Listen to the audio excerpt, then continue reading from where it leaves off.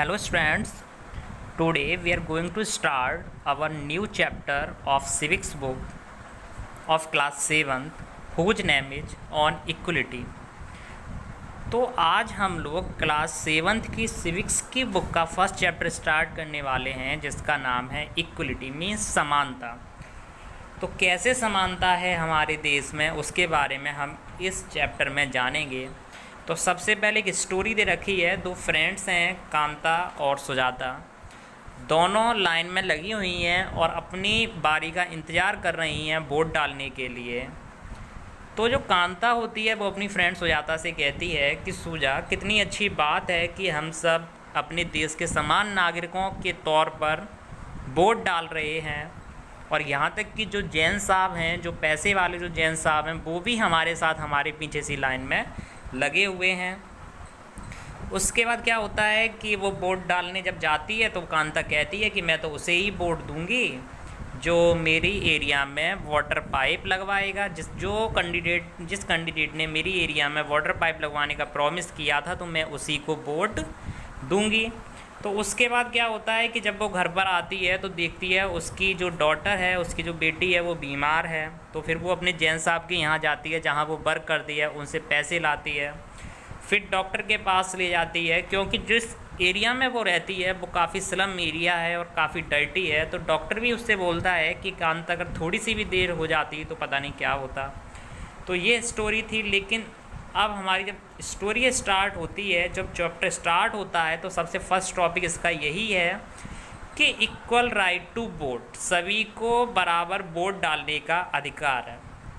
तो जैसे कि हमारी स्टोरी बिगिन हो चुकी है कि जो कांता थी वो लाइन में खड़ी हुई थी वोट डालने के लिए, और उसके साथ अलग अलग लोग खड़े हुए थे उसी लाइन में उसके पीछे। यहाँ तक कि जिनके यहाँ कांता जॉब करती थी, एम्प्लॉयर थी, वो उसके मालिक भी उसके पीछे उसी लाइन में लगे हुए थे, और जिनका नाम, और कांता ने उन्हें पहचान भी लिया था। और जो अशोक जैन और जो छोटे लाल थे जो उसके पड़ोस में थे वो भी उसी लाइन में लगे हुए थे। तो अगर हम एक डेमोक्रेटिक कंट्री की बात करें जैसे कि इंडिया है, तो जितने भी अडल्ट पीपुल हैं, चाहे वो किसी भी रिलीजन से बिलोंग करते हों, चाहे वो कितने भी एजुकेटेड हों भी या फिर ना भी हों, या फिर किसी कास्ट से भी बिलोंग करते हों, या फिर वो रिच हों या पुअर हों, कैसे भी हों, लेकिन जो एडल्ट हैं, जो 18 ईयर्स के हैं या फिर उससे एबव के हैं, तो उन्हें वोट डालने का डेमोक्रेटिक गवर्नमेंट में पूरा अधिकार होता है। इसके बारे में जैसा कि हम क्लास 6 की बुक में स्टडी कर चुके हैं, जिसे हम यूनिवर्सल एडल्ट फ्रेंचाइज भी कहते हैं। तो क्या होती है यूनिवर्सल एडल्ट फ्रेंचाइज? कि ऐसे लोग जो 18 ईयर्स या 18 ईयर्स के ऊपर के होते हैं, और चाहे वो किसी भी धर्म के हों, किसी भी जाति के हों, या फिर वो रिच हों या पुअर हों, सभी वोट डाल सकते हैं और सभी को बिल्कुल एक समान अधिकार है। सब एक ही वोट डाल सकते हैं और 1 वोट की 1 वैल्यू ही होती है। इसे हम यूनिवर्सल एडल्ट फ्रेंचाइज भी कहते हैं। ठीक है, तो ये तो थी कांता की स्टोरी। तो इसमें जैसे कि हम लोगों ने यूनिवर्सल एडल्ट फ्रेंचाइज के बारे में जाना, और डेमोक्रेटिक कंट्री में every citizen have a right to give 1 vote and each vote have own value similar to other votes। इसके बाद जो सेकंड टॉपिक है वो है अदर काइंड्स ऑफ इक्वलिटी, की और तरह की भी समानता हैं। जैसे कि हम कांता की बात करें, कांता उन लोगों में से एक है जो डेमोक्रेटिक इंडिया में रहती है। डेमोक्रेटिक का मीन्स होता है एक ऐसी कंट्री जिसके रूलर्स उस देश में रहने वाले सिटीजन्स के द्वारा चुना जाता हो। लोग वोट देकर अपना रूलर चुनते हों जिस देश में, उस देश को हम डेमोक्रेटिक कंट्री कहते हैं। और डेमोक्रेटिक कंट्री में every people have a equal rights. ठीक है, तो कांता है जो कि डेमोक्रेटिक इंडिया में रहती है और जिसे वोट डालने का पूरा राइट है और जिसकी डेली जो लिविंग है, जो वर्किंग कंडीशन है, वह और लोगों के समान नहीं है, जबकि वो गरीब है, भारत में रहती है, लेकिन और बहुत तरह की इनइक्वलिटी का वो सामना भी करती है, बहुत सारी असमानताओं का भी वो सामना करती है, ठीक है, जबकि इंडिया में इक्वलिटी है। तो लेट अस सी, चलिए हम लोग देखते हैं। तो दो तरह की स्टोरी और दे रखी हैं यहाँ लोगों के रहन सहन को लेकर कि उनके साथ कैसे डिफरेंट काइंड की इनइक्वलिटीज को वो फील करते हैं, कैसे वो महसूस करते हैं।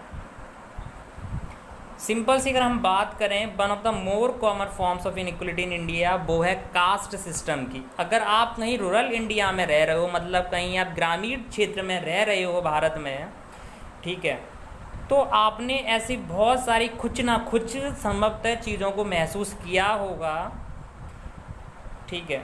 अगर आप अर्बन इंडिया में रह रहे हो, अगर आप शहर में रह रहे हो, तो आपने ऐसा महसूस किया होगा कि शहर में लोग कास्ट सिस्टम में बिलीव नहीं करते हैं, कास्ट सिस्टम में विश्वास नहीं रखते हैं, जबकि गांव में कास्ट सिस्टम में बहुत ज़्यादा विश्वास रखा जाता है, ठीक है। जैसे कि एक टर्म आता है दलित। दलित जो टर्म होता है, दलित, उसका मतलब होता है सो कॉल्ड लोअर कास्ट। जो नीची जाति के लोग होते हैं उन्हें हम दलित कहते हैं, ठीक है। और दलित का मीनिंग होता है ब्रोकन, और इस वर्ड को यूज करके हम लोअर कास्ट के लोगों को शो करते हैं, ठीक है, और उन्हें इंडिकेट करने के लिए इस वर्ड का यूज किया जाता है दलित। तो यहाँ एक स्टोरी दे रखी है ओम प्रकाश वाल्मीकि की। ये एक दलित थे, ये एक फेमस दलित राइटर थे, ठीक है, जिनका जन्म, जिनकी बर्थ 1950 में हुई और 2013 में इनकी डेथ हो गई। इन्होंने अपनी ऑटोबायोग्राफी लिखी हुई है, मीन्स अपनी स्वयं ऑटोबायोग्राफी लिखी हुई है, जिसका नाम है जूठन। इसमें ये लिखते हैं कि I had to sit away from the others, मुझे दूसरे लोगों से दूर बैठना पड़ता था क्लास में, और यहाँ तक कि कभी कभार ज़मीन पर भी बैठना पड़ता था, ठीक है। The mat ran out before reaching the spot I sat in.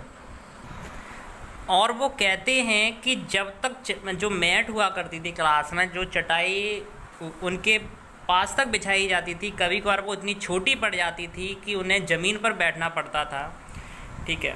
और कभी कभार तो वो दरवाजे के पास में बैठते थे ज़मीन पर, और कुछ समय तो ऐसा हुआ करता था कि जो टीचर्स हुआ करते थे बिना रीज़न के ही उनकी पिटाई कर देते थे।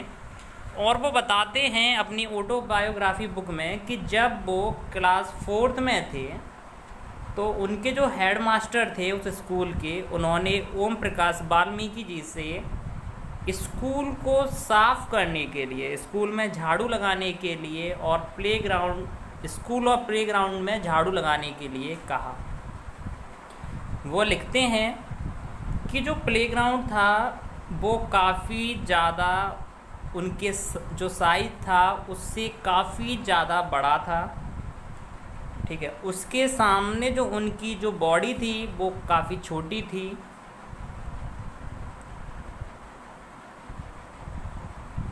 और जब वो इसमें स्वीप कर रहे थे, जब वो इसको, तो उनकी जो एज थी उसमें पेन होना भी स्टार्ट हो गया, और उनका जो फेस था वो पूरा डस्ट से कवर हो गया, और जो डस्ट थी वो उनके माउथ के अंदर भी चली गई। जबकि जो दूसरे बच्चे थे उनकी क्लास के, वो स्टडी कर रहे थे, और जबकि ओम प्रकाश वाल्मीकि जी झाड़ू लगा रहे थे।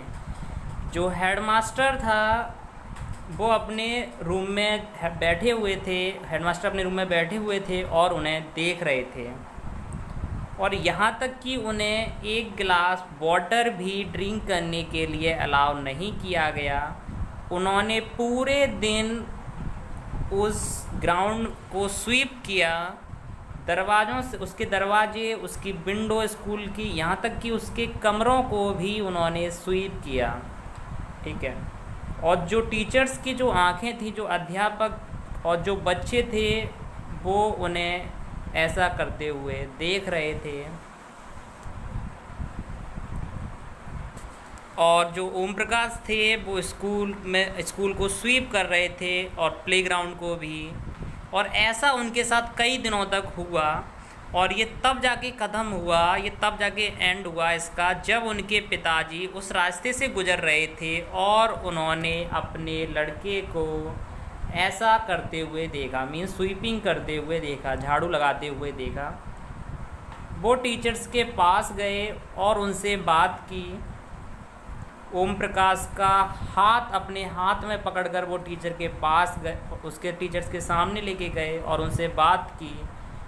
और उन्होंने चिल्लाकर उनसे कहा कि यू आर अ टीचर, आप एक अध्यापक हो और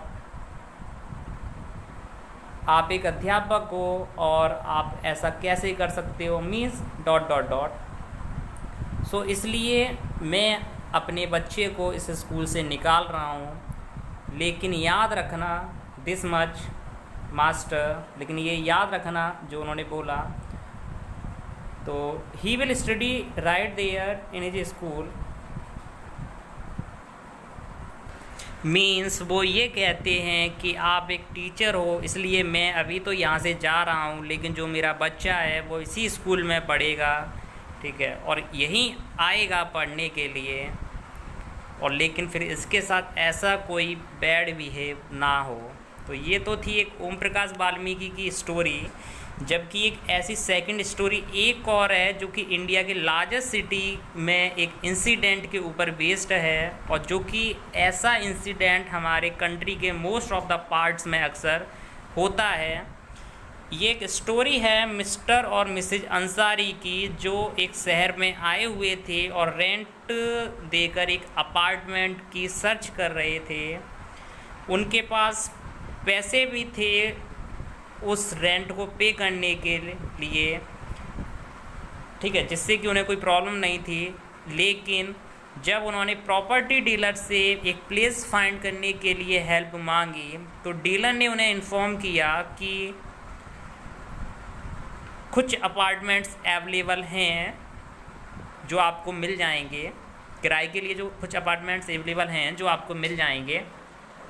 तो जब वो सबसे पहले फर्स्ट अपार्टमेंट में पहुंचते हैं तो अंसारी को वो बहुत ज़्यादा पसंद आता है और वो उस अपार्टमेंट को लेने का डिसाइड कर लेते हैं। लेकिन तभी क्या होता है, जब उस लैंड लेडी को उनका नेम पता चलता है तो वो बहाना बना देती है और वो कहती है कि वो ऐसे किसी भी इंसान को अपना अपार्टमेंट, अपने रूम का अपार्टमेंट रेंट पर नहीं देती है जो मीट खाता है, क्योंकि जो बिल्डिंग है उसमें कोई भी नॉन वेजिटेरियन रेजिडेंट्स नहीं रहते हैं। मीन्स कोई भी मांस खाने वाले रेजिडेंट्स, कोई इंसान नहीं रहते हैं। तो जो वो जो अंसारी थे, वो अंसारी और वो प्रॉपर्टी डीलर, जब उन्होंने उस लेडी की बात सुनी तो वो काफ़ी ज़्यादा शॉक्ड हुए, काफ़ी ज़्यादा सरप्राइज हुए, आश्चर्यचकित हुए ये सुन के। जबकि उसी अपार्टमेंट के उसके पड़ोस में से एक फ़िश की स्मेल आ रही थी जो कि वहाँ कुक हो रही थी। ठीक है, तो एक मछली की स्मेल आ रही थी जो कि उसी के पड़ोस में बन रही थी, जबकि वो लैंड लेडी थी वो झूठ बोल रही थी। तो जब वो आगे जाते हैं तो यही सेम एक्सक्यूज फिर से रिपीट होता है सेकंड और यही फिर थर्ड अपार्टमेंट्स में। और फाइनली जो प्रॉपर्टी डीलर होता है वो उन्हें बताता है कि अंसारी को अपने नाम चेंज करने होंगे और उन्हें अपने आप को मिस्टर एंड मिसेज कुमार बुलाना पड़ेगा, क्योंकि इनके नेम्स की वजह से इन्हें कोई रूम नहीं दे रहा है।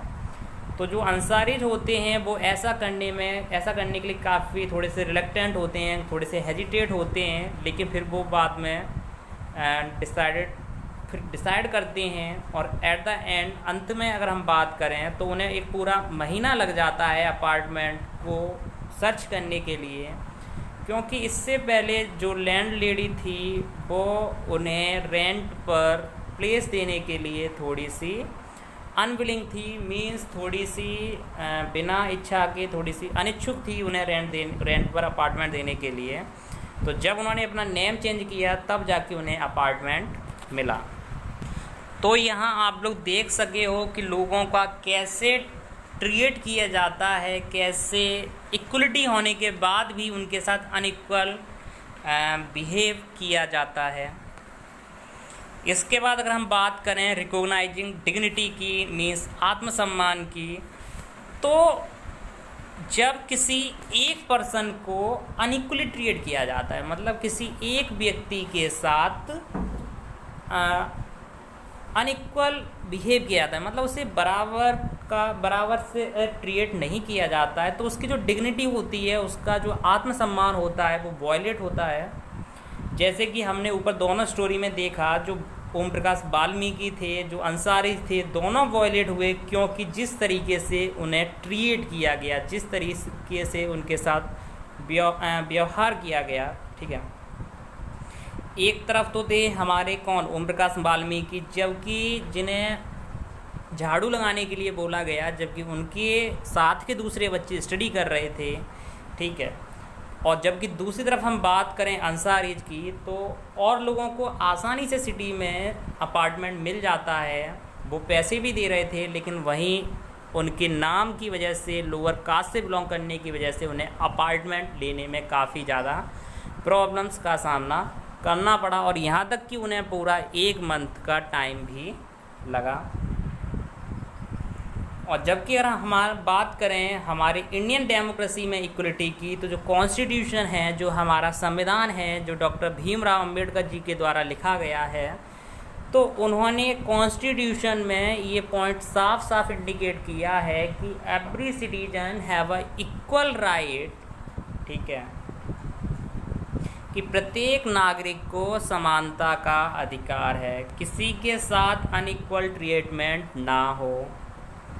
लेकिन फिर भी ऐसा होने के बाद भी हमारे देश में अनइक्वली लोगों को ट्रीट किया जाता है। ठीक है,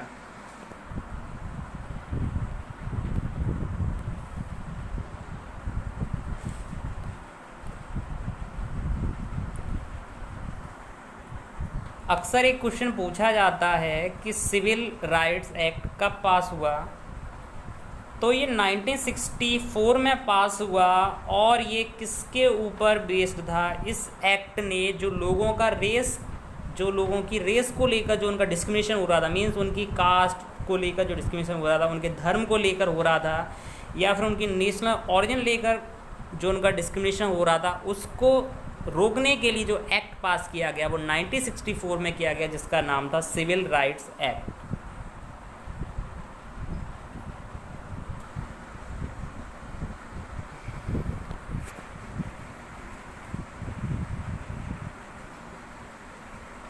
और डेमोक्रेसी के अगर हम चैलेंजेस की बात करें, तो जैसा कि कोई भी देश पूरी तरह से डेमोक्रेटिक हम किसी भी देश को डिस्क्राइब नहीं कर सकते हैं।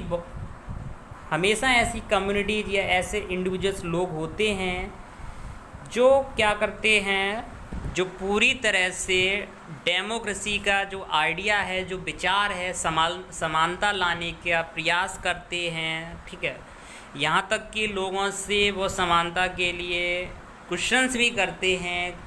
ठीक है, मीन्स अपना पूरा एफर्ट करते हैं लोगों के बीच में समानता बनी रहे। ठीक है, जो डेमोक्रेसी का जो राइट्स है वो बना रहे।